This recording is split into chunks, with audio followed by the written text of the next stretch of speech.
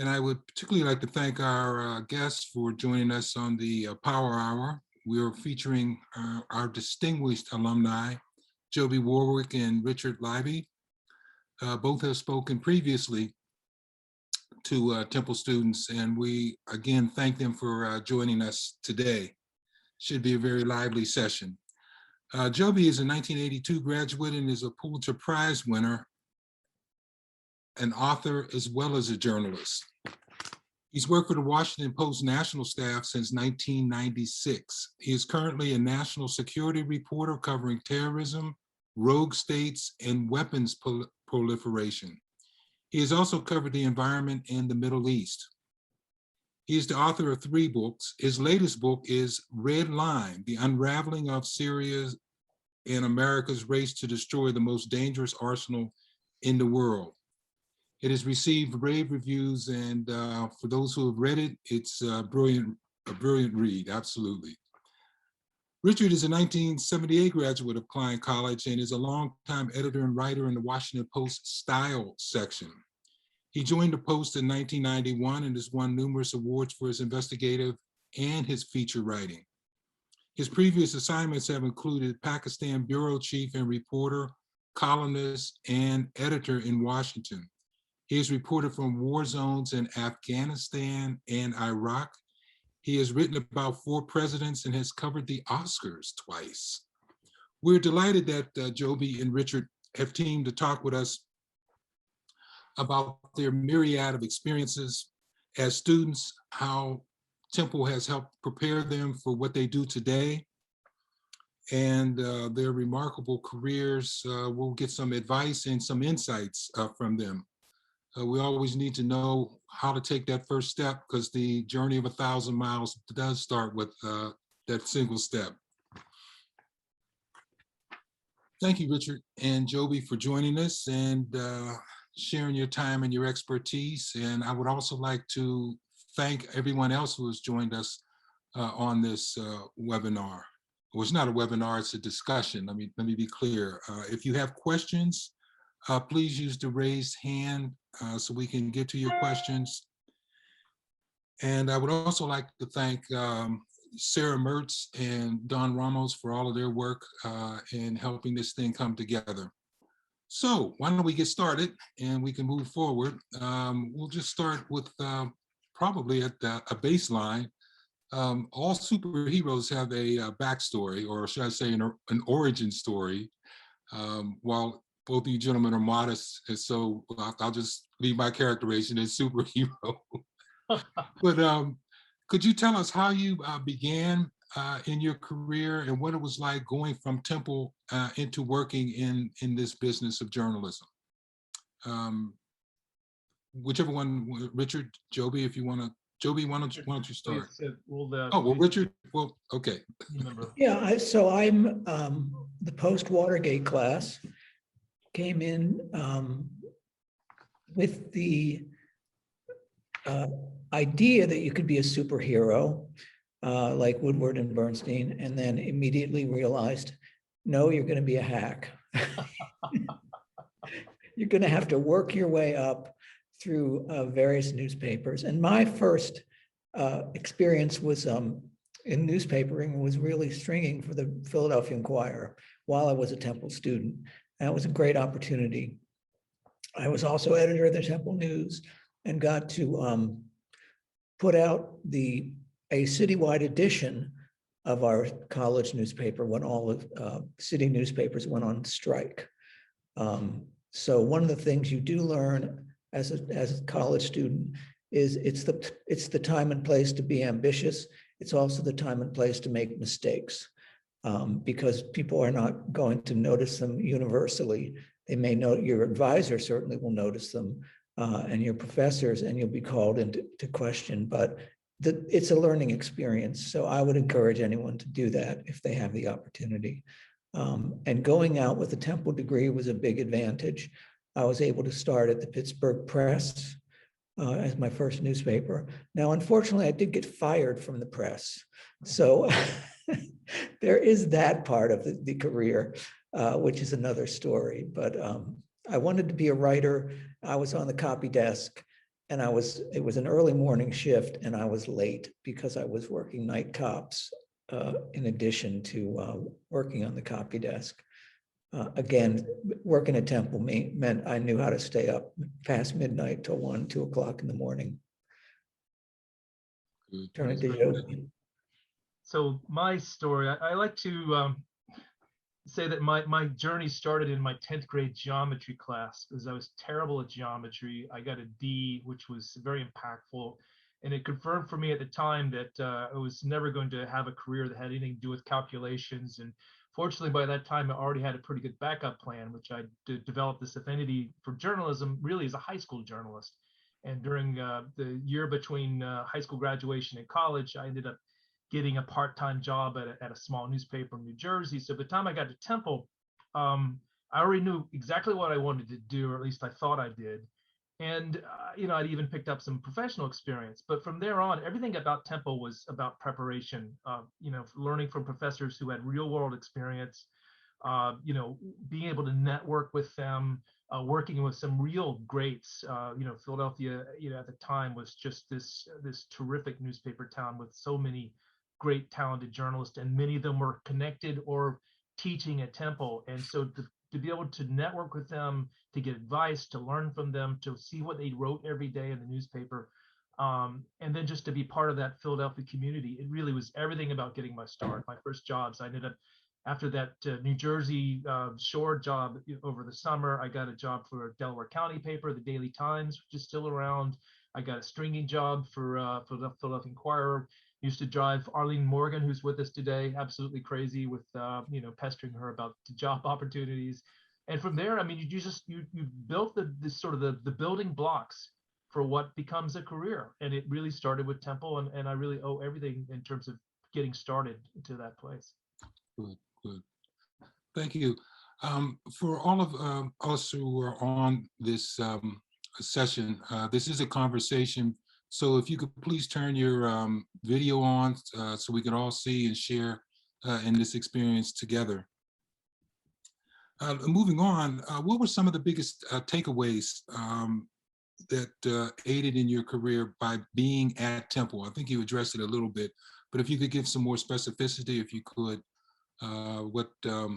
how being at Temple and being in Philadelphia helped your career, or didn't. Well, you could cover real stories. And sometimes they were connected with Temple and sometimes not. But you got a sense that you were in a real vibrant place. You had those great newspapers that Joby mentioned, the Inquirer, the Bulletin, and then there was a Canadian mogul who came in and launched a tabloid that was also very aggressive. And for some reason, we thought ourselves part of that mix and took off on stories that we thought, we found a murderer on campus who somehow enrolled and was causing some consternation. How did this happen? It became a big story. We found real terrible situations, health situations at Temple Hospital, reported on those. We did stories on people in the neighborhood who were homeless and suffering and in terrible poverty, because as you know, North Philadelphia has its own sort of situations of very, very troubling poverty. So I think it was, in specificity, it was being able to go out in the community. And I know you have a program now that does that, which I think is a great idea. Yes, Philadelphia neighborhoods. It's funny you referenced that Canadian, that's Pierre Paladude with the now defunct Philadelphia Journal. Yes. I landed there for about a year or so. It's a really interesting newsroom. So Joby, how did Temple aid you? Yeah, and that picking up on what Richard said, and you as well. I mean, that was true. In those days, for newspapers, scrapping, and also suburban newspapers too, was quite an interesting environment for young journalists. And we did feel like we were part of it. And part of that was just being around great journalists on the campus of Temple. And in my case, trying to get into parties, going to bars where they hung out, just be kind of trying to be part of the culture. And it was very, practically useful for me. I had a news writing instructor when I first got to Temple named Stu Bykowski. He was a columnist for the Daily News for years. And one of his great contributions to my career was kind of relieving me of my cockiness, shall we say. I had this opinion that I knew a lot already. And one of the first assignments I did for him was, the routine piece. I spelled somebody's name wrong. And he gave me an F. And it was a bit severe, but it kind of got my attention. And he pulled me aside. He says, "Look, I know you can write a news article, but you're careless. You're too fast. You think you know it all. So you need to slow down and figure this out." And that really got my attention. And he was one of my great early teachers, just helping with the basics and making sure those small details were right in a story. And then later on, just I had a teacher, I guess my junior year, who covered federal courts in Philadelphia for the Inquirer. And I ended up kind of begging my way onto a stringing job for the Delaware County paper covering the same beat so I could be near him. And so we actually shared a kind of a little newsroom within the courthouse, and I would watch him run off the stories, and I'd see what he wrote, and I would try to figure out, wow, how did he write a lead like that, or why did he frame the story that way? And you could ask him about it. And then later on, having those connections meant everything for coaching and mentoring and just future job possibilities, references. It just was really a terrific place for getting grounded in reality, not some Ivy League situation, but a place that really did real journalism on a daily basis. It was just there's nothing like it. If I can just mention, I now see Howard Shapiro here. And I would say Howard was one of my greatest influences in journalism because he was an Inquirer reporter, and he guided us at the Temple News, and that was just invaluable. Yeah. One of the many values of Temple is having the ability to work with working professionals. And I remember one of the best pieces of career advice I got was in a broadcast management class where the instructor was the general manager, I think at the time, for Channel 3. And the thing that he said that has stuck with me through my whole career is that in the real work world, you don't have the luxury of doing C work. At Temple, you can get a D- as Joe passed a class. You can't get a D- and continue to work, not even at the Temple News, much less the Washington Post. Listen, as you move along the career path, there's always potholes and barriers and detours. What is the most difficult challenge you faced in your career, and how did you conquer that? If it was just one, then one. If there were a couple of challenges, that would be nice to hear how you overcame those obstacles. I mentioned getting fired in Pittsburgh. Now that turned out to be the best thing that ever happened to me. Number one, it taught me I really wasn't built to be a copy editor. I wasn't wanting to sit on the desk and catch the commas as the world flowed around me, and all the big stories. So I ended up on the unemployment line in an ice storm, and thought, how do I get the hell out of here? So I went to the Sun Belt. I went to Florida, and that led to many, many opportunities, including working on a small newspaper on a beach town where the Church of Scientology had taken over 7 properties and was building an international headquarters. And that became my beat. So going up against Scientology for 3 years was quite a challenge. And then I moved on to other newspapers. My first year at the Post was a little rocky. I came in as a outsider from St. Paul, Minnesota, where I was a features editor. I'd grown up in Pennsylvania. I didn't really know Washington, and I was assigned these political reporters who very early in the game let it be known that they thought I was an ignoramus and didn't know enough about inside politics. They were right. I didn't care that much about inside politics. So my editor at the time came to me and said, your probation's coming up. Now, I had been at the Washington Post, 6 months, maybe a year, I can't remember. And she said, I'm going to do you a big favor. I'm going to put you on the arts section. And I'm going to give you a section to edit. And she gave me the show section to edit. And although I never saw myself necessarily as an arts writer and editor, because I had this previous experience with Scientology, for example, as an investigative reporter, I took the job because it was a good place to be for me starting out there. And then within a couple of years, I transitioned into writing again and doing different beats, and eventually ended up, running the Sunday Style section and other sections, working on other sections. So those are my two stories about getting, real reality checks on my career and my hubris. Yeah. Joby, before you go, I would just like to follow up, Richard. You had experiences as an editor and as a writer. Has those experiences in editor, did that in any way help sharpen your ability to be a writer and a reporter? I think that's exactly what it does.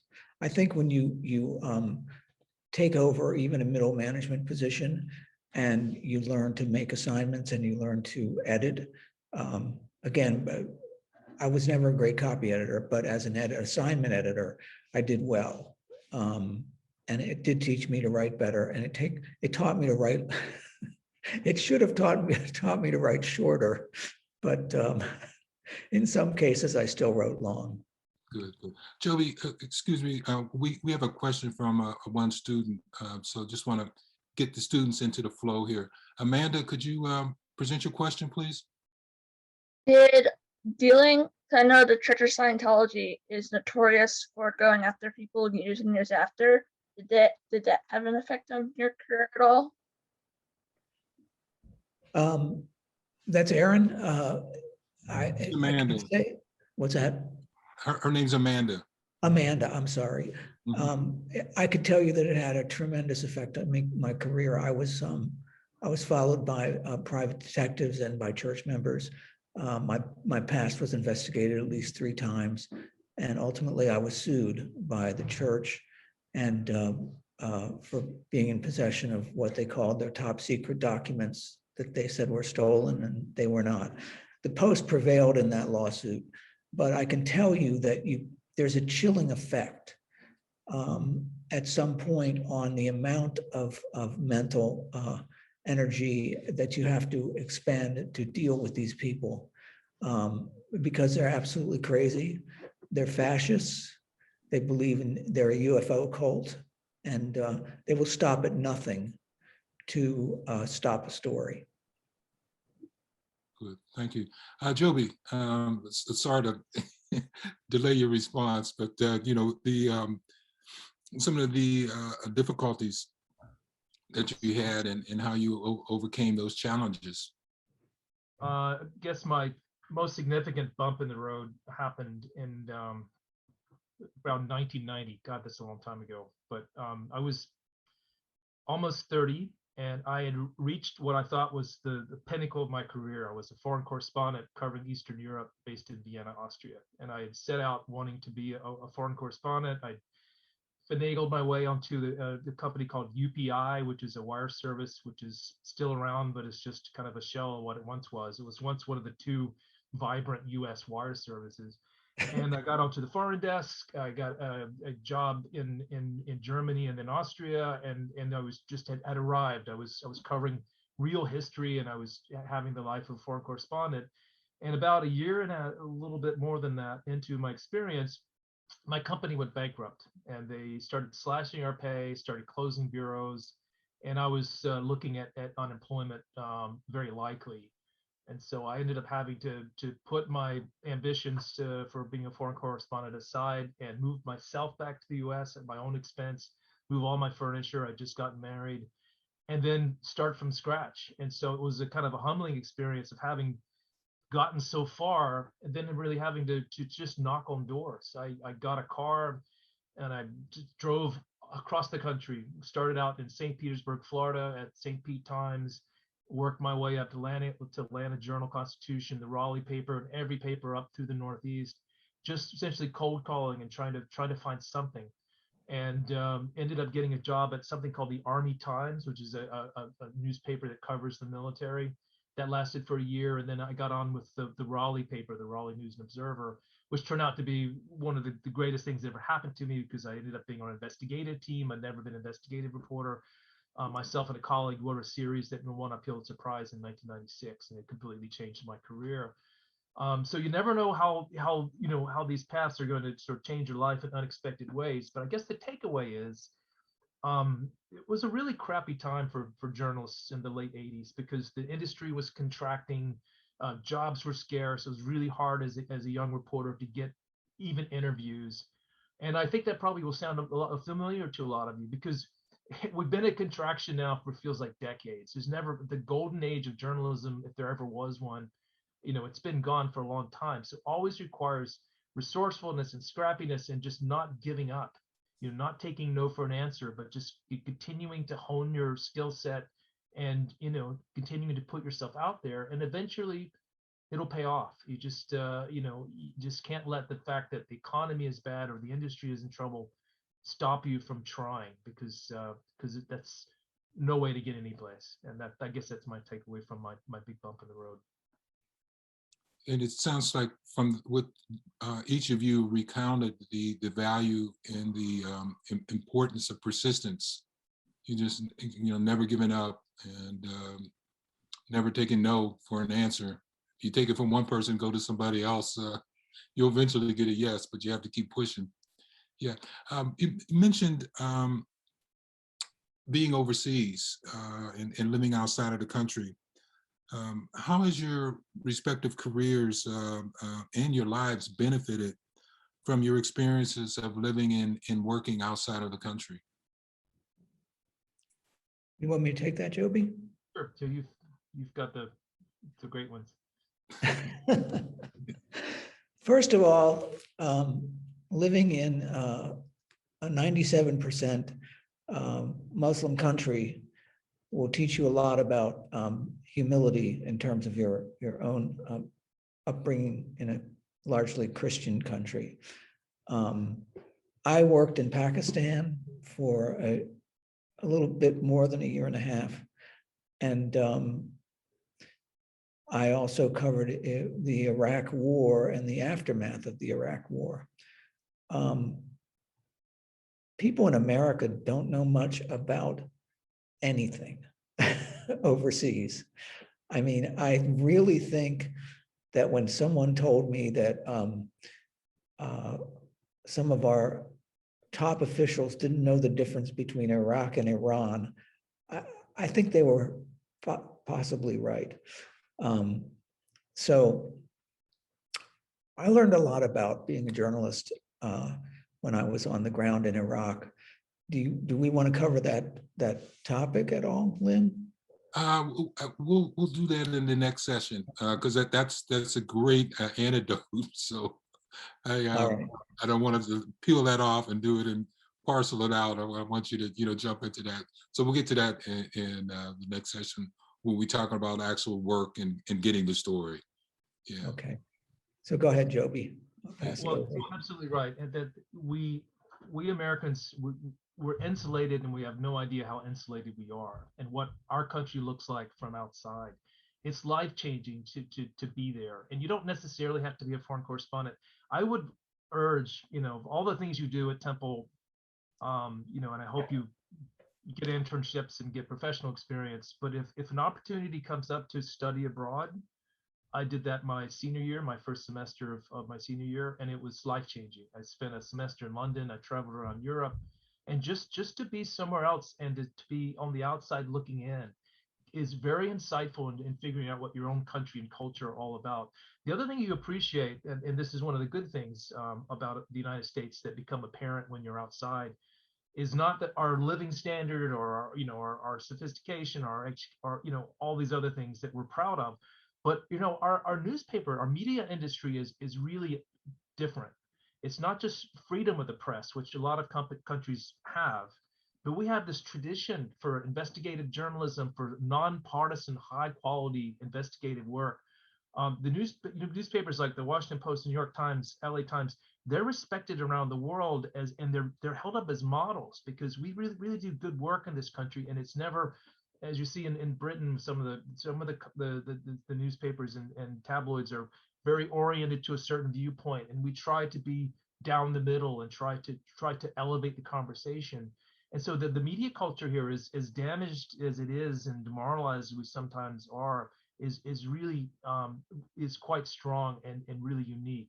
And when you work in a country where those freedoms aren't present, even countries like, say, Hungary, where I've dealt with a number of journalists who have press freedom, but they are under tight restriction. And if they write something that's critical of the government, they could be in trouble and they could lose their job and maybe something worse. So you really do appreciate what we have here and our ability to do the work we do. Good. Yeah, you mentioned the study away. That's such a valuable experience for students, and the Klein College has its own study away program. Students, well, like you said, they can go to London. There's internship opportunities. The journalism department has a foreign correspondent program in South Africa. So, Richard, you talk about humility. You're being in a predominantly Muslim country, going to a country where the racial demographic is reversed than we have here. That shows you a lot of insights too.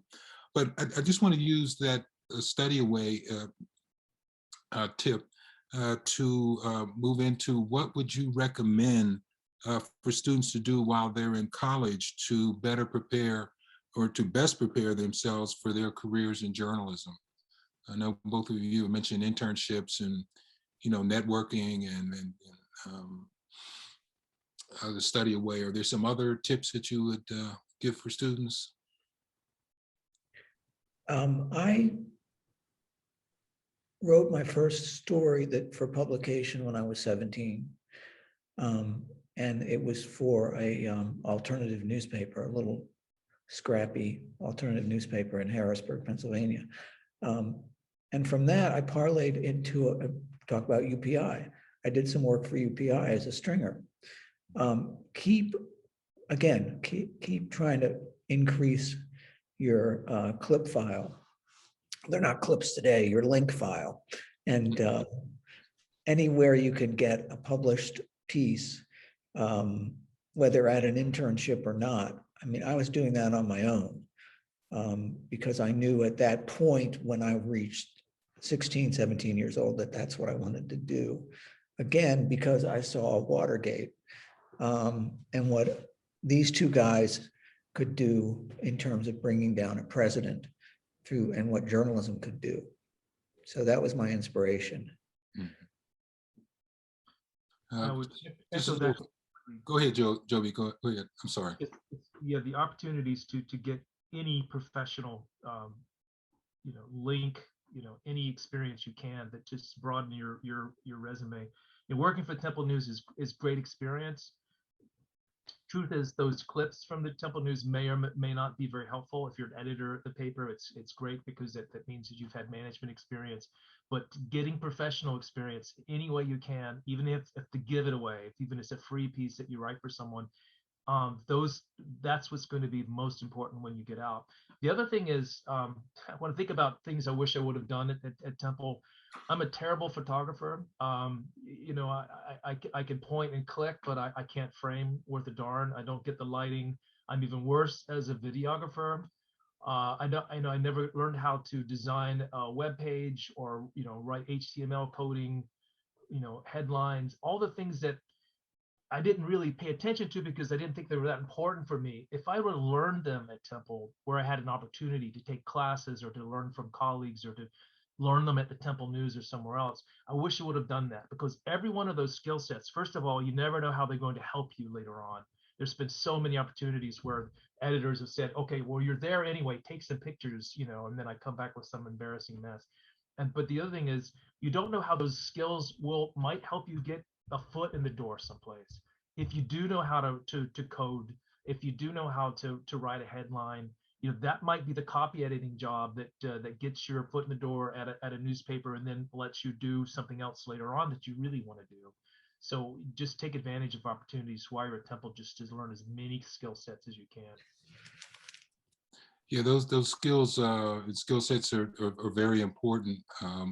We had a student in Philadelphia neighborhoods, and one of the things there, you know, all the things that you just mentioned, Joby, you know, photos, video, web design. One of the elements was content management, and the person, as it turned out, didn't want to go into journalism, but wanted a job at the Smithsonian Institution, and was a finalist. And the thing that got that person the job was their knowledge of content management. And that's what they got in Philadelphia neighborhoods. I see a hand raised. Sorry if I pronounced the name wrong, but Miriam. Miriam, hi. Hi, okay, Miriam. Hi, could you ask your question, please? Yeah, so my question, I think it's steering a little bit away, but what was it like as a young person, like navigating the industry? Especially like I'm a freshman in college, so I think a lot of like I'm used to the word no, and I'm used to people telling me like, oh, you're too young, like you still have some more time. So especially right after you graduated and you were getting, you know, all of these positions, how did you navigate that? Well, like I mentioned, I was 17 when I started knocking on doors. So yeah, as far as I'm concerned, you're old. You should go for it wherever you can, Miriam. I'm joking, of course. It is difficult. And every time one door even slightly opens, 10 more are being slammed in your face. Okay. And you just have to take that little crack in the door and see if you can pry it open and not get too depressed about it, and work toward what you want to be in life. If you're at Temple right now and you want to be a journalist and you keep at it, I guarantee you'll be a journalist, because you use that spirit to get where you want to be. I don't know if that answers your question, but I hope it's a little bit of a pep talk. No, it does. Thank you. My 2 cents on that is I was an old timer, I guess. I was 18 when I got my first byline, but it was very much the same way. It was kind of on my own, going to this small paper in at the Jersey Shore, where they were having some economic problems, financial problems. It is kind of similar to the situation we have now. Newsrooms are stretched. They've had to lose staff. They're looking for content. So I came in and offered to essentially help cover these little shore towns, to write stories about zoning board meetings and things that they didn't have the staff to do anymore. And even though I was young and they thought it was kind of cute that I was offering some help, an editor felt sorry for me and he pitched me assignment. My very first story was writing about a water board meeting in Lakehurst, New Jersey. And it got printed. I got a byline. And that was my very first clip. That was my first professional clip. And it turned into a summer job in which they had me covering cops and lots of other things. So those little tiny assignments that may not sound very significant, little bits of work that you can pick up there, one leads to another, to another, to another. So you can't underestimate how important they are in those early months as trying to get started as a journalist. Good. Thank you. I see another hand raised, and since it's my boss, Dr. Mendich, could you pose your question, please? Thanks. Thanks, Lynn. I'm David Mendich. I'm the chair of the journalism department. And thank you for both coming in. It's fascinating. So your advice to get clips and links from existing news organizations, of course, is great advice. I heard 10 years ago, maybe Robert Krulwich, who's the host of Radio Lab, say to Columbia University graduates, graduation, if you can't get the job, just do what you actually want to do. Set up your own blog or your own website, and go from there. And I think he gave the example of Brian Stelter, who was who was a blogger and then got a job at the Times and is now at CNN. Do you, in looking over at resumes and advising younger journalists, do you see examples of that is also a path that actually just kind of go out with a camera and do the story, even if you're unaffiliated, or you think that affiliation is really important? Joby? Well, my quick 2 cents is that it absolutely, you have new opportunities now that didn't exist when Richard and I were coming through. And everybody's got a podcast now. You can create one, and it's not that difficult to do. It may not be, the thing that gets you the job, but it might get you a conversation with an editor. You could send some links and kind of showcase your work. You could do some journalism with a podcast or with a blog. Some real stuff that gets attention. And so it's a bit kind of a guerrilla warfare to sometimes just getting noticed. But it's better than starting with a blank resume. So I don't think it's absolutely worthwhile to pursue. Thank you.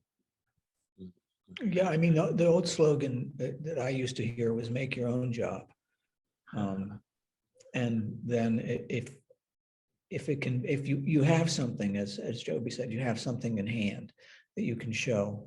You wrote these pieces, and it may impress editors even more that you didn't have an outlet, because that's how dedicated you were to getting the story.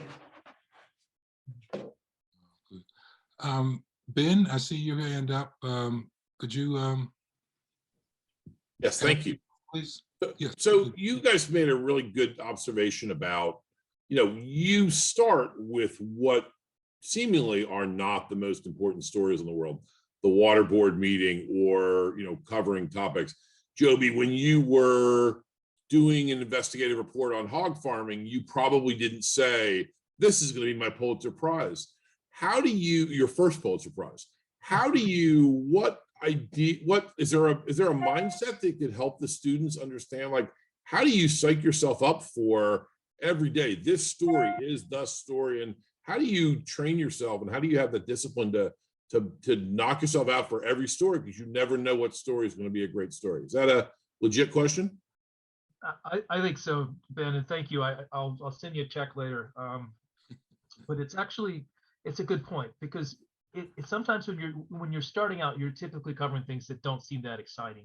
It might be a water board, or it might be a hog industry problem, and how that issue ended up being a Pulitzer Prize winning project is a whole story for another discussion someday. It's certainly not something we expected to get any recognition for, let alone awards, but it just turned out to be this big story that got bigger. But the thing is that it's kind of part of the satisfaction that comes with the job for me, is that there's a real element of fun, really, into learning about a subject that might seem obscure to people, and the next day learn about a completely different one, and to be able to shed light for people on how their government works, and to sit in a court and watch just criminal court or even traffic court or family court, and observe kind of the drama that goes on. And it's a part of our our society and our communities that people just don't really have very much insight into. And to be able to kind of point a camera at these routine processes, first of all, it can be very illuminating, and secondly, it can lead to unexpected stories that you just never would have imagined existed. The thing about the hog story, I won't tell you the whole thing, but it started out with some very basic corruption at the agriculture department in North Carolina, which nobody really even covered. I mean, and that was part of the problem. There was no reporter at the Raleigh paper that covered the agriculture department, and so it became this nest of special interest privileges for these big corporations that came in and built these massive hog farms and ignored environmental regulations and ignored neighborhoods, and just bulldozed their way into making tons of money on the backs of essentially poor neighborhoods. And just our first little thread that we pulled at was a single veterinarian, a state worker, who turned out to be getting all kinds of favors and going on hunting trips and little bits of graft. And that was going to be our story. But the more we kept pulling at the story, it turns out that this guy was just a small part of a much bigger problem, and that the state had essentially been bought and paid for by these big livestock interests, and who were just creating environmental catastrophes in the eastern part of the state that nobody knew about. And so it was those very routine, basic stories ended up turning into something much more important. The thing, if I could have picked in my life for my biography, the kind of the issues I would have written about that would win a big prize for, I would not have picked hog farming. The thing ended up winning 10 national awards, including a White House Correspondents Association award, and just kind of ran the table because it was good traditional shoe leather journalism that started at a very small, very routine place. Good. We're talking now about stories, so I guess this is the proper time to make that transition into doing some analysis on stories and what does it take to get the story. So could you share with us some of your experiences on what it's like to be on the ground in real time getting stories, be it North Carolina or be it in some foreign land where you may or may not be getting shot at? Richard, because I know you have some things to. Well, the one thing I wanted just to link the two is you have to be on the ground to get the story in most cases. It's tough in this era of Zoom to be on the ground, but my preference has always been to show up, which is the mantra I tell my students. Go there if you can. So let's shift back to, there was a splendid little war in Iraq in 2003, which I was tasked to cover as one of many journalists. And so I went, the Saddam Hussein was ousted from power, and then seemingly the war was over and most people went back. I was sent back too. And within a week, through my contacts, I went to my editor and said, I have to go back. And I need, by the way, I need $10,000 right now to do that. I ended up borrowing the $10,000 from another journalist who was in the rotation. So I end up in Baghdad again on, I think it was May the 1st, and supposedly major combat operations had ended. But I noticed that there was a lot of ferment on the ground with the ex-army soldiers and people in the streets who were saying, well, wait a minute, you just overthrew our government. What did we get out of it? We didn't fight.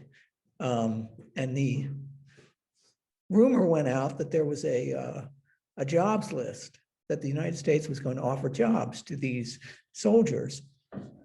So at an officers club that morning, I went with my translator and showed up with a U.S. House and Senate representatives neck badge because my press pass had expired. So these folks thought I was from the U.S. government and was coming to pay them. And this was not true. However, I could not dissuade them of the notion that somebody in the United States owed them something. And they became quite upset and angry at me specifically. And at that point, I really only had a few words of Arabic, and to this day, I still remember a few words of Arabic. And those words were roughly, I'm just a journalist. And so I was also working at the time with a source who had the respect of these men. And as they were milling around me, he said, I advise you to get up on the box here with me to address the crowd. And I said, wait a minute, I can't really address a foreign army. But he said, I think it would be a good idea to be in an elevated position to act as if you are in charge. So I took his advice and I got up on the soapbox and I asked through my translator what they wanted to do, what they hoped to accomplish. And they said they wanted to go to the headquarters of the US military and demand their salaries. And there were about 200 of them. And I said, I wouldn't march today because you don't have any signs, you don't have a designated representative, you could get shot. Now, I realized at that moment I was giving advice to a foreign army. which probably is not journalistically advisable. But on the other hand, I didn't know what else to do. I could have tried to walk away into the mob, but it might have been ugly. So I also said, do you have any petitions? You might want to draw up some petitions and signs just to let them know what you want. In my mind, I'm thinking, well, we invaded their country to give them democracy. All I'm saying is, here's how you peaceably assemble, and here's how you petition for your grievances, right? I was helping democracy, in my view.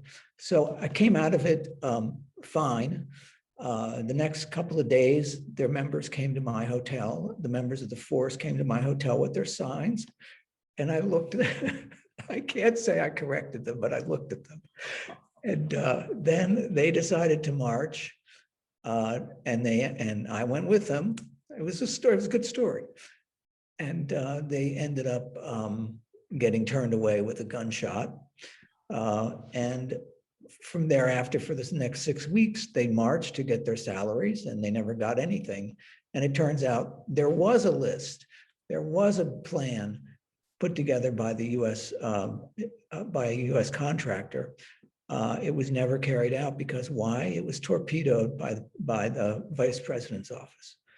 And the whole thing went to hell after that. And we were at war with insurgents. And they told me they would become insurgents. They said, if we don't get our money, we are going to turn against the United States. And we fought against the insurgents for how many years, Joby? What, 8, 9 years, 10 years? That wasn't the only reason that things went to hell, but the point is I showed up.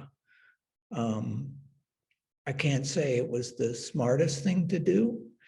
The other day, I gave a talk to some young journalists with Vox, who the topic was longevity in journalism. And I said, well, you do this, you do that, you take, you listen, you go where you're wanted. And the last thing I would say is, for longevity's sake, don't get killed. And I did, and at that point in time, I did not. I went on to cover other stories. So that's my tale. That was interesting. You led the Iraqi army for all of what, 18 hours? Over the weekend. How about you, Joby? What are some war stories that you have? Well, it's going to be hard to top that one, but I'm going to try to. It's hard to kind of pick one story over a career, but I've got one that I'm particularly proud of because it's one of those few stories where you're lucky enough to work hard on something and your original reporting produces a result that actually changes things and makes people's lives better. And again, that happens if you're lucky a few times in the course of a career, and this is why it's one of my favorite stories. But just as Richard was saying, it all involves being on the ground, being there. So when I first got to the Post, I'm going to share some images with you just because I think it'd be great to kind of get a notion of what this place looked like. But I was, can you guys see this? You see the picture?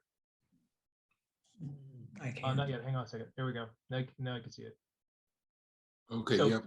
Yeah. So, this is a factory. I arrived at the Post in the late 90s, and one of my first jobs was to cover environmental issues as part of an investigative team, mostly working alone. It's an interesting topic, sometimes leads to things and sometimes it just gets really boring. But I'd gotten this tip from a lawyer who had been an energy department lawyer, told me about environmental contamination that had taken place in a place I'd never heard of. It's on the Ohio River, a town called Paducah, Kentucky, a place that the Post had nobody there. We didn't know anything about what was going on in this town. But he told me that there had been this environmental threat, that the workers had been exposed to some things, the environment around the plant had been contaminated and had been covered up for decades, literally. And the information was essentially, a few people knew about it. It had been recorded in a lawsuit, and the records were sealed by a judge, so it wasn't public. So he kind of clued me into this, and I decided to try to investigate. And the way to do it is of course to get on the ground, and that's That was my plan. So get to the next picture here. So basically, I flew down there, decided that because it was an ongoing issue, we wanted to try to document the contamination that we'd heard about, but we couldn't prove because we didn't have access to court records. We had, we knew that there had been some, local environmental agencies that had done some data collection in the past. So my first task was to actually go and find these archives, these dusty old, bins of records where workers or state officials had come and made measurements and discovered contaminants, and those records went into an archives and never saw the light of day.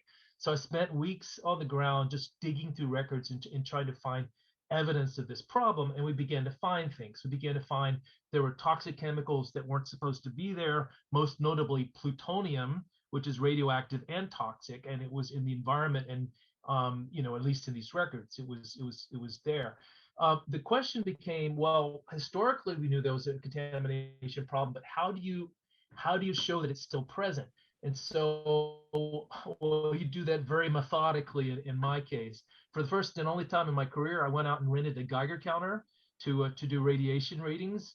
I went. This is me. You could tell this is old because of the big mop of hair there. But this is I think in 1999. I was running around this town with the Geiger counter. And then, after using these records we had as kind of a map, myself and a photographer, we just started going through ditches and creeks and out in fields and collecting soil samples using little specimen containers we brought, and we just picked up soil in places where in the past these state officials had found problems. And then once we got these samples, we sent them off to lab. We had them tested, and sure enough, the test came back with plutonium. We found plutonium at 10 times levels higher than they should have been for these areas.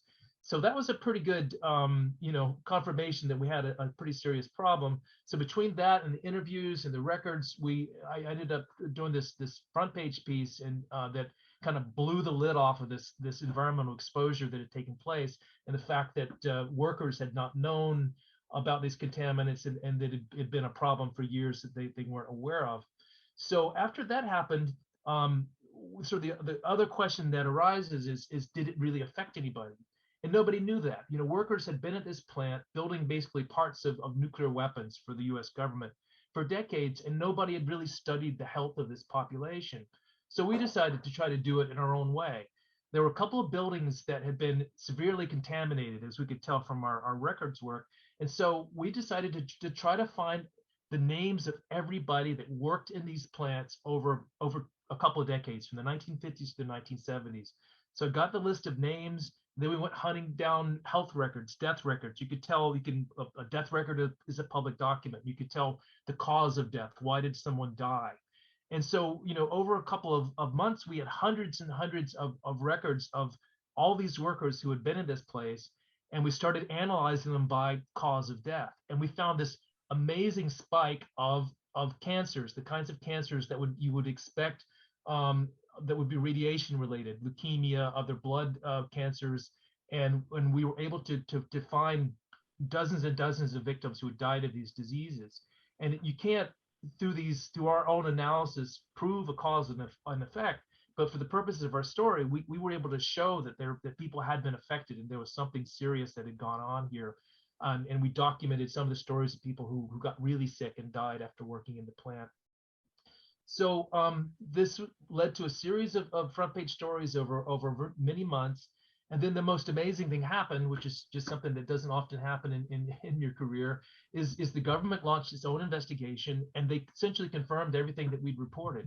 So they set their own teams, they did their own analysis, they examined health records, and they found that this was actually a very serious problem, and that the plant had lied deliberately to these workers, that they had known there was contamination that took place. They didn't want to get in a fight with the union. They didn't want to have to pay for special protections and cleanup. And so they just kept it quiet for decades.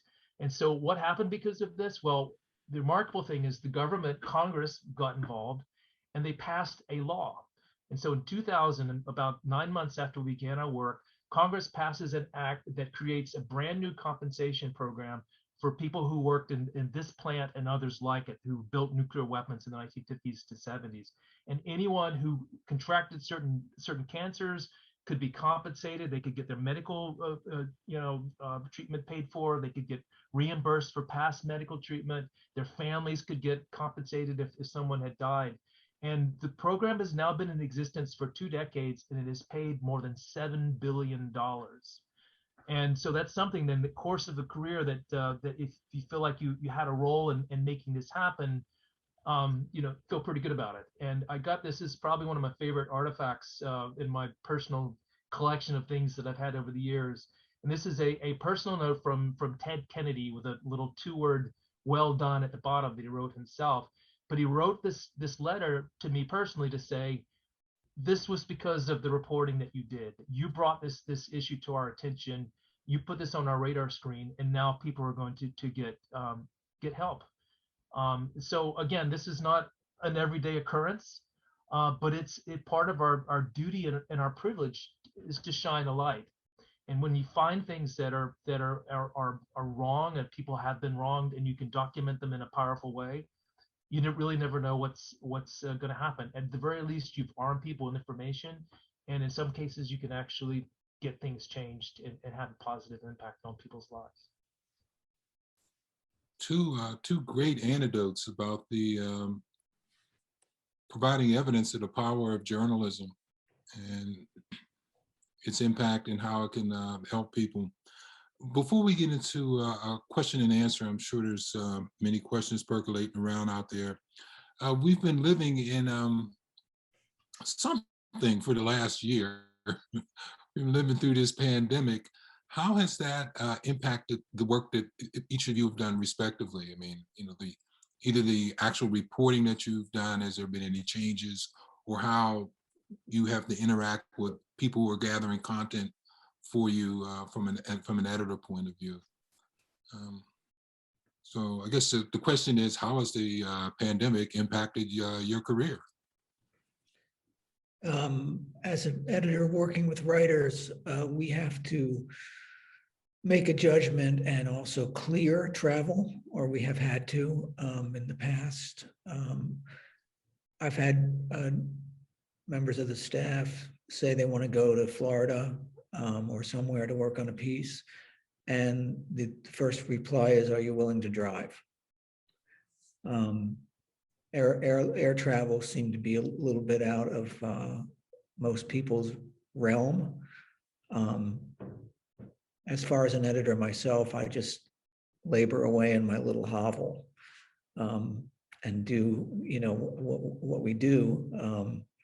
I was interested in getting a story assigned on the 25,000 National Guard troops that had come to Washington to protect the inauguration. That's a division of troops. That's as many troops as are on the Korean Peninsula. And we weren't doing the story. I just thought that was weird. So I thought, maybe I'll just do it myself, because I couldn't find a prospective writer. And so I did, and I decided to go out among the troops and talk with them, because I thought that's the only way you can do it. You can't say, how do you do it on Zoom? You got to go out, you got to see the barricades, you've got to see the impact. And talking about, having your work depend on being on the ground. I knew they were staying in luxury hotels. I mean, $400, $500 a night hotels. And so I knew that because I live very close to the Watergate. And so the Watergate Hotel is $500 a night. And I saw these guys hanging around. And I heard about another place that was even more upscale. And they would not tell me if they had any troops. So what do you think I did? I went over there. And I went to the front desk and I said, hey, is your restaurant open? I was just a member of the public. And they said, no, we had to close it down because we're down to 5% business. I said, oh, is that because all the troops left? They said yes, at which point I had my confirmation. Again, these are not exactly, that's not exactly a nuclear contamination story, but Joby went out there with his radiation detector. I mean, he walked the ground, he got the story. And it's another example of how I think you need to do that. Has the pandemic had any kind of impact on what you do, Joby? It has, and I must say I was in a better position than most because I was finishing up my book at the time, and so the isolation was actually very helpful for getting it through edits and rewrites and revisions. But my job, I'm a national security reporter now, so everybody I speak to lives in a kind of a spooky world, and they typically don't like to talk to journalists, and if they do talk to them, they don't do it very publicly. And the other big part of the job is overseas travel, talking to sources overseas, security officials, government officials, diplomats. These are all very private, confidential conversations. And in the past, the only way to do them was in person. And then suddenly you're in this environment where nobody wants to meet with you in person, and you can't get on a plane and fly overseas. And so, all your usual tricks are not worth very much. And so, frankly, coverage suffered because of that. There's stories that we couldn't do because we couldn't go to some country overseas to figure something out. But we had to come up with as many workarounds as we can. I found that in the beginning, it was really hard to get anyone to get on the phone or Zoom or any other of the apps we have because they were worried about security. But as this pandemic wore on, the sources were as bored as we were. And so after a while, if people are just looking for some human, contact, and so they would talk even to me. And so we would became like Zoom masters and talking to people, including in places like Iraq and Jordan and places in the Middle East where I typically travel to. And then discovering this myriad of scrambled encrypted apps. Some of them are well known, others are obscure. Everybody knows about WhatsApp, but there's some other really obscure ones that are encrypted, and we keep finding new ones because people get suspicious about the old ones. And so I've got my iPhone, I got all these crazy icons of these encrypted apps that I use, and some of them are just to talk to a single source, that this one guy uses this one app and it's the only way he contacts me, and when I hear from him on that, then we figure out a way to talk or to message each other. So that's been our workaround, and it's been challenging, but we do feel that that things are starting to come back to normal, and that on the ground reporting, those in-person meetings, as much as we try to do without them, they remain very important. And I'm just looking forward to a time when I can do what we used to do, which is to meet face to face on the ground with people. Good. Gentlemen, this has been a wealth of insights, things that you won't find in textbooks nor in the pages of the Washington Post, which always has a lot of good information. Are there any questions? We have time for questions, and some of our guests, you may have a comment that would be fine. So this would be the time to move into that. Journalists are supposed to have questions. Howard, how you doing, Howie? Oh, Howie, unmute. Yeah. How are you doing, everybody? It's so great to see you guys and to hear you recount some of the great stories that made you better journalists or gave you new insights into journalism.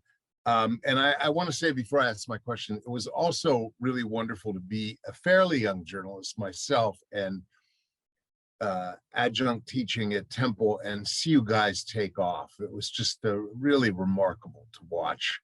I have a question for each of you, a little bit different question. Rich, you've been going back and forth between features and straight news for years and years, and in fact, editing and writing at the same time, as you just told us. So my question to you is, how hard is it to switch from one to the other, since it's a very different style of writing and even editing? My question for you, Joby, is so far as I know, you never were in an editing position at the Post. Had you ever been asked to be one, and had you ever been attracted to the idea? There you go. Hey, good to see you, Howie. Hear your voice. I can say that one of the reasons I switched from editing and writing to editing is that when you're writing and you have a story about to publish, you wake up in the middle of the night knowing there's a terrible error in it, and you just haven't seen it. And after a while, the stress of that makes me want to go back and be an editor where I can introduce errors into people's copy. And let them sweat it. No, really, it's not. For me, it hasn't been hard. For others, it might have been, because I've been doing it my entire career, just about. Even at that little paper in Clearwater, I was tasked to be an assistant city editor at one point, and I love both, and that's why it's easy for me.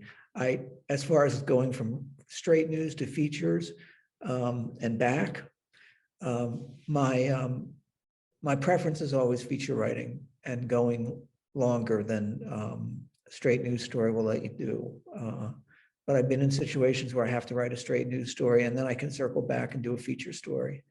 And I feel like it's just the canvas is wider with features. Good questions, Howard. Good to see you. So yeah, I think it's important to know your strengths and weaknesses. And after enough time in this business, I have a pretty good sense of both. And when I was at the Raleigh paper, I had a brief fling as a replacement editor on the copy desk, or the city desk rather. And I discovered that I'm far too controlling. I didn't realize this about myself, but when I had to edit somebody else's story, I would think about, well, how would I write the story? And they didn't do it like I would, so they were wrong. And so I would kind of rewrite it and correct it. And just people were so frustrated working for me that I realized this is probably not where I belong. I think what I enjoy most about my job is the ability to get on the ground and to meet people and to learn things, and then to try to structure a complicated piece to make it make sense, to make it compelling. And so those are the skill sets that I try to get better and better at. And I just realized that editing is left for really good editors like Richard and some others at the Post, because it's a fabulous skill. If you're a good editor, it's a priceless talent, and just no substitute for a great editor. And I'm just glad that people like Richard are around. Well, thanks. Professor Coyle, did you had an interesting angle to present to our guests? Thank you very much. We're in really challenging times in which the Justice Department has looked at the Computer Fraud and Abuse Act and also the Espionage Act in some ways that some journalists are finding concerning.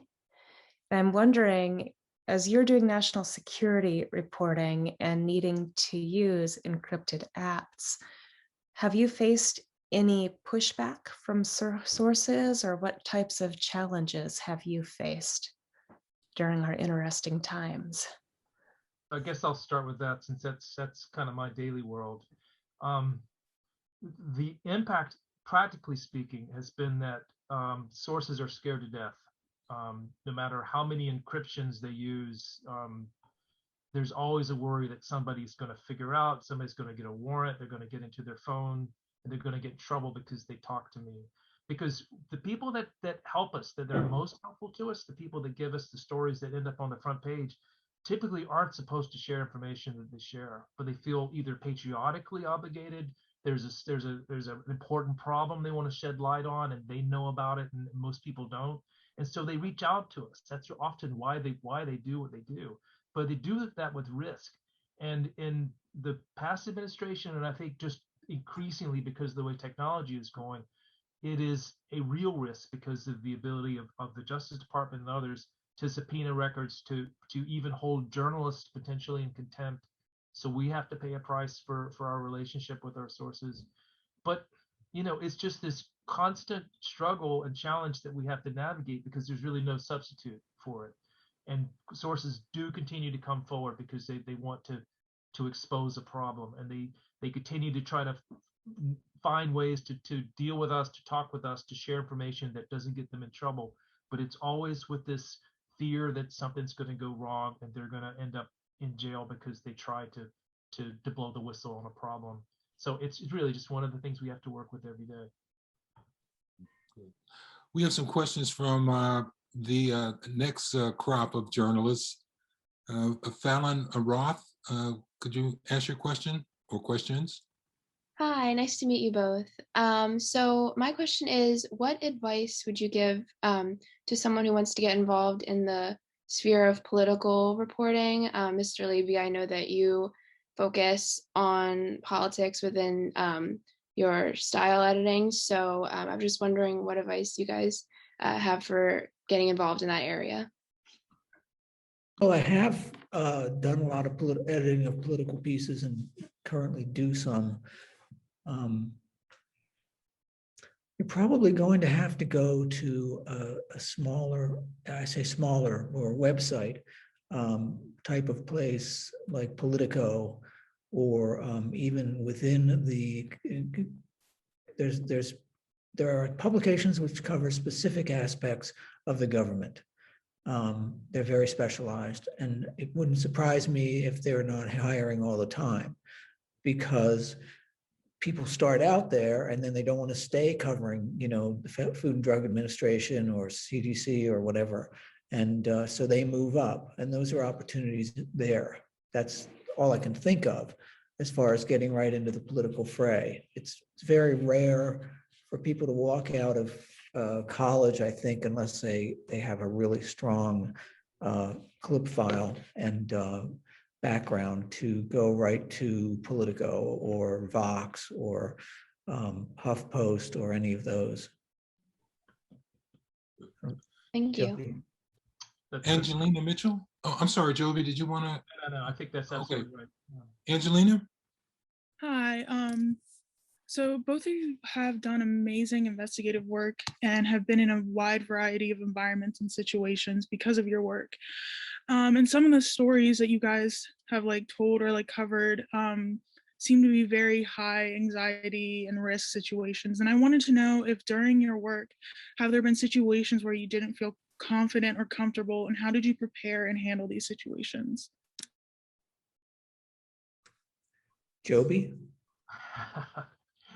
Yeah, it's a recurring theme, I think, probably for both of us at different points of our career. But early on, especially, I think part of my problem is I had this cockeyed notion of myself being completely invincible and that I was going to be okay no matter what happened. So I did a lot of really dumb things. So my first newspaper job for the Delaware County Daily Times, I did a story about the Ku Klux Klan, and they were having a rally in this local town. And so the Klan didn't like the story, and they called me up and they said, "We hated this story. We want to tell you what we're really all about. We want to meet with you.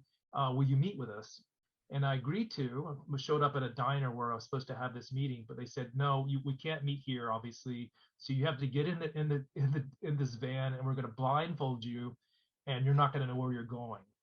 And I probably should have said no, but I said, "Oh, sure." I was 20 at the time, or 19, or felt like I would live forever. And so I got in the van, and they took me down some country road and took off the blindfold, and I was in somebody's living room, and a guy with a full white, the sheet was standing in front of me, and proceeded to scream at me for about 10 minutes about how terrible I was. And then you proceeded to tell me the story, and I got a pretty good tale out of it.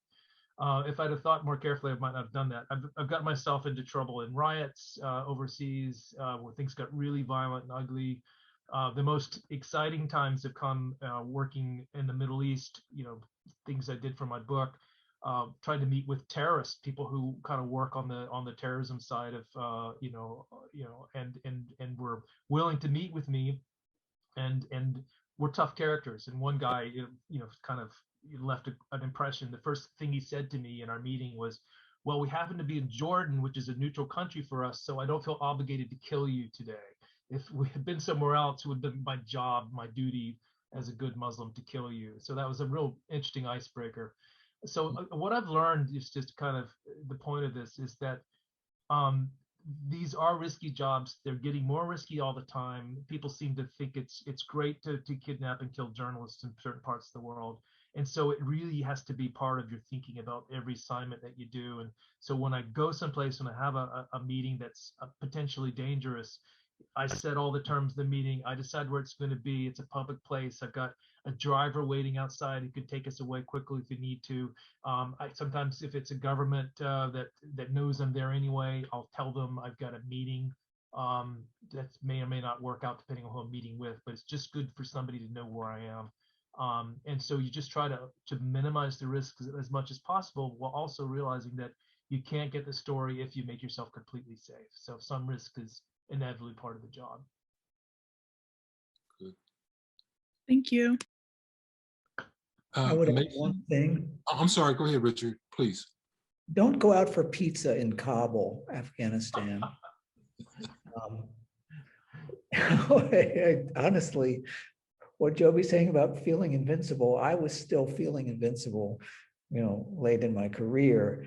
And the only place to get a decent lunch was this pizza place, not far from the Washington Post house in Kabul. And so I would just saunter over there and pick up my pizza. And I never gave much thought to the possibility of being kidnapped or blown up. But I can tell you, I would not go back to Kabul now. I think it's just a matter of when your number is up. And it's a bad place. Mason, you had a question? Yeah, it's a pleasure to meet you both. I really enjoyed listening to you guys, what you had to say. So my question, in the era of Trump, or the remnants of such, now that we live in, we've seen the rise in popularity of the notion of fake news or continued mistrust of the public with journalists.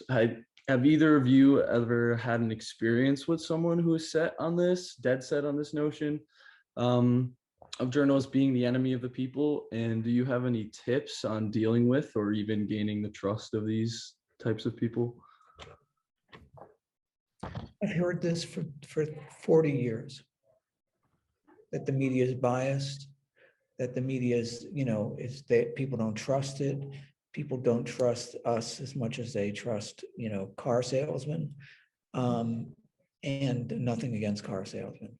But the fact is, the only way to combat that is to do your job well and to tell the truth as best as can be ascertained, and also let the people that you're dealing with in that respect, that they don't trust you, say, I'm going to make you trust me, and you're going to see.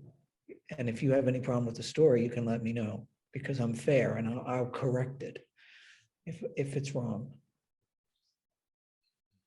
Yeah, I think Rich's point about this always being an issue is true. When I worked for the News and Observer in Raleigh, there was a campaign that people put bumper stickers on their cars that said, "I don't believe the N&O," which is what we called our paper. They just we were the liberal press, and so people thought that we weren't to be trusted. But I think it has become much worse, because when you have the leader of a country, say publicly and repeatedly that journalists are the enemy of the people, and that any story that you do that disagrees with his line is fake news. I mean, that's a problem, because that means for some people, frankly, it makes them more likely to believe us. Our circulation went way up under Trump. At the same time, there are a lot of people that believe what he's saying, and they look at us with suspicion. And I see it in my Twitter feed every day. When I write a story, I typically don't write about political things because of my job, but any story I write, you'll get bashed by people who say, well, this is fake news, don't believe what he says, this is the Washington Post. And so it's disorienting, and it's frustrating for us. But Rich is right. I mean, the antidote to that is to stick with the facts, but also to be as transparent as possible.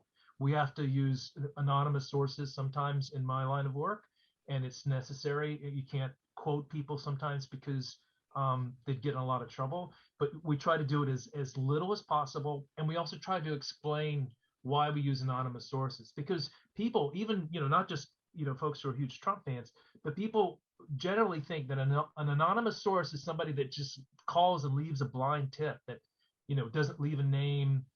That's not true. I mean, an anonymous tip for us is somebody that we've met with and we've vetted and we've cultivated as a source, and they've given us information, but we can't quote them. So we now try to explain, what does it mean to have an anonymous source, and why are we giving this guy special protection under this circumstance? And then also it's in our interest as journalists to be as transparent with documentation. If you've got pictures, if you've got documents that you can show and you can put up with your story, put them up, because that helps credibility. And eventually, with hope, with luck, that your truth does win out over time. People might be suspicious in the beginning, but if your evidence is there and the reporting is solid, the facts eventually win out, at least in my experience. Thank you both very much. Miles, you had a question? I actually put my hand down because it was sort of answered already. Oh, okay. No follow-up or different angle? Good. I don't know. I mean, I guess I was going to ask, I was going to direct something at Joby. I was going to ask about, because I'd seen your sort of the quick summary of sort of your resume and the path that you took through different publications. And I was going to ask about sort of the process of changing reporting topics and getting into these, these topics that novice journalists is like, how would I even start reporting on national security, right? If you've covered, community events, maybe you've covered little smaller stuff, profiles, that kind of thing, how does that jump happen? And, what are sort of what's the process of learning a new beat that you maybe don't have experience with, and especially if it's challenging? Yeah, those are really good questions, and it's not obvious. If somebody who's writing about hog farms and then writing about terrorists in the Middle East, so it's quite a jump in terms of topics. There are two ways to do it. One is some people just specialize, and sometimes they specialize in smaller publications, as Rich said. In DC, there's a ton of small newsletters and online publications that kind of get deeply into the Department of Defense or the intelligence community or State Department. And some reporters come up that way, and they learn about a specialty that they're really interested in and want to cover. And sometimes it's just, luck and serendipity. My segue or transition into national security reporting happened because of this little event called 9/11. It was an event that changed Washington entirely. It changed our lives as reporters. Everybody in the newsroom was covering 9/11 for a few weeks in some way. And my little take on it was I had written about nuclear issues. I had this big piece about nuclear radiation and contamination. And so there was the question came up about terrorists using dirty bombs, radioactive devices. And so I was sent off to figure that story out and what a dirty bomb was. Could Al-Qaeda pull it off? And I did that, and I did well enough that people said, well, what about other weapons of mass destruction? And before long, my portfolio just began to expand into other security topics. And then one day, a national editor came to me and said, hey, how'd you like to be our CIA reporter? And which is one of the hardest jobs in the entire paper. You go to a place where the whole concept of the agency you're covering is that they're not public about anything, and they don't talk to the press, and they have a press office that their job is basically to say no comment every time you call them. And try to break into that and develop sources and people who will call you back and give you secrets without any kind of background or reputation in the field. That nearly drove me insane until I was able to finally meet enough people and make enough contacts that I began to get stories. And I got my butt kicked every day by the New York Times. You could just count on it. The New York Times intelligence reporter who was very good, had been doing it a long time. He would come up with something and it would be great. And my editors would look at me and say, well, what are you doing? And so I had to kind of sink or swim, and you just eventually put it together or you don't. And over some time, the sources that I dealt with learned that I could reliably be depended on to get the facts right, or at least to try really hard to get the facts right, and to do a fair job. And then people start to call you because they respect the work you're doing. Great. Well, we're winding down. there was one issue that I wanted to address because I'm sure it's at some point, it's someplace in the minds of all of our students here. Some contend, some loudly, some not so, that the news is a dying industry. And my question is it a dying, or are traditional forms of journalism changing? At one time, there was the new technology in news was the telegraph. We don't have telegraphs anymore, right? So what do you think? Is news a dying industry, or are we just making some transitions, and could be a great opportunity for the young journalists coming up? I think, news delivery systems will always change, but news won't. People will want to be informed, even if it's just to validate their own opinions. And we have networks now, broadcast networks, radio networks that just exist to validate people's opinions. And I say that with mentioning both sides. Now, as far as the internet, it is a great opportunity for young people. I think I mentioned that earlier, to get started and to produce their own content. And the thing is, if you think about it, most news is really the same. If it's a small publication somewhere and it's the sewer board, it's still news. If it's a small website somewhere now covering a city, it's still news. It doesn't matter what form it's being delivered in. So that would be my point there. I think Richard is absolutely right about that, and we see it every day in my business. It's really being transformed in terms of the tools we use, how we get information out, and it's helpful. I mean, it's as always with change, there's some kicking and screaming, and there's the turmoil in the industry that's because our business model is in trouble, and that we're still trying to figure out how to get people to pay for their news so we can, so we have the resources to do our jobs. But just to give example of my life right now, my lane has typically been long pieces, long investigative pieces, long explanatory pieces. But I'm not going to do a piece for the Washington Post anymore without a video component, without an audio component. We're working on a package now about the 9/11 anniversary, an event that really changed our country. And I'm going to write my long pieces, but I've got an audio guy who's going to come with me on interviews, and he's going to create NPR-like, diaries of some of the people and subjects that we describe.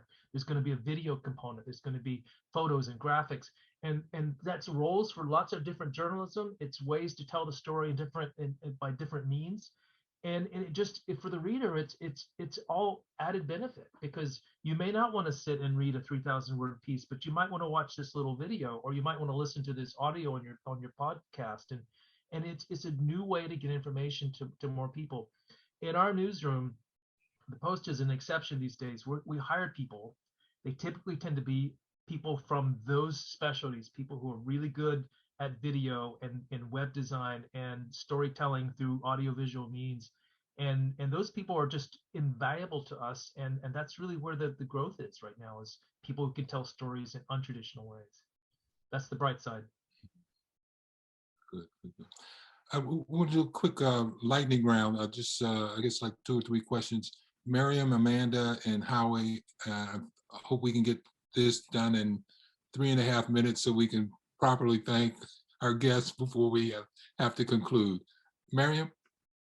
Hi, so I have a quick question. I think there's a lot of pressure for our generation to pursue a graduate degree, and I know that a lot of journalists don't necessarily have a master's.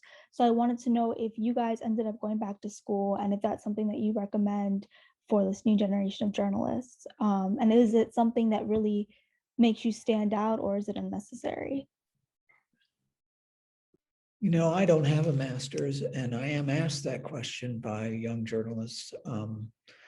And what I say is, how seasoned do you feel? Because if you go to the right school, you can probably get seasoned. Also, do you want to work in a specialty? Do you want to work in national security? Do you want to work in cover the State Department? Do you want to cover the world? Or do you want to cover municipal planning? I mean, you may not think that's a great job, but again, you got to start somewhere.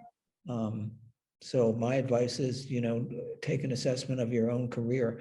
At the time, I couldn't afford it. And I just wanted to launch right into the job market. My quick 2 cents is it's useful if you have a specialty, like if you want to write about health issues, if you've got an advanced degree in health issues and you have some professional experience and some clips to offer, that's a pretty impressive package. But for generalists like I've been, I haven't really seen any advantage of having an advanced degree, and nobody asked me. I guess they assume I don't have one. But yeah, I think the bigger issue is specialization and but also having professional experience and clips to go along with that. Thank you guys so much. Thank you. Our time is like really, really short, and I hate to do this, but I'm going to have to short the final 2 people who have questions because our guests are in the news business and they have news to take care of today. So I want to thank them, but I also wanted to see if Sarah had anything she would like to add as we conclude. Sarah Mertz has been very instrumental in pulling all of this together, and a thanks goes to her as well as our guests. Sarah? Well, Lynn, the thanks goes right back to you for facilitating a really engaging talk with Richard and Joby. And I just want to say it's been an absolute pleasure getting to know both of these guys over the last few months. And thank you for not only an engaging and reflective conversation today, but for your sense of purpose. Your sense of purpose that you translate into action is really, to me, you guys serve as a role model, not just for the young people that are on this call today, but for all of us. So you've left me feeling pretty charged about the day and really evaluating my sense of purpose. So thank you for expressing it through your stories. Yeah, it was a real pleasure. Yes, thank you very much for letting us be here, letting me ramble on. I appreciate that. You're welcome. Joby, Richard, thank you so much for sharing your time, your experiences, your insight. This is definitely inspirational. It shows that there is life after Temple. You guys have, showed that Temple Made is something real, and you've done real well. And I don't know about anybody else, but when I grow up, I want to be like you. Thank you, man. Of course, at this age, I shouldn't know what I want to do, but anyway. Thanks so much, gentlemen. We really appreciate it. And thanks for coming back and walking the grounds of Temple again. So thanks very much. And for all of you who joined in on this discussion, conversation, this enlightening event, thank you very much for your time. We really appreciate it. So take care, everybody. Have a nice day. And journalism will survive. We see 2 people who are very instrumental in making that happen. And you guys, students, are the next wave of journalism. So you have some very big footsteps to follow in, but we're all sure that there will be another crew that will be following into your footsteps, that you've, the imprint that you'll make. So thank you very much, folks. See you later. Go Owls.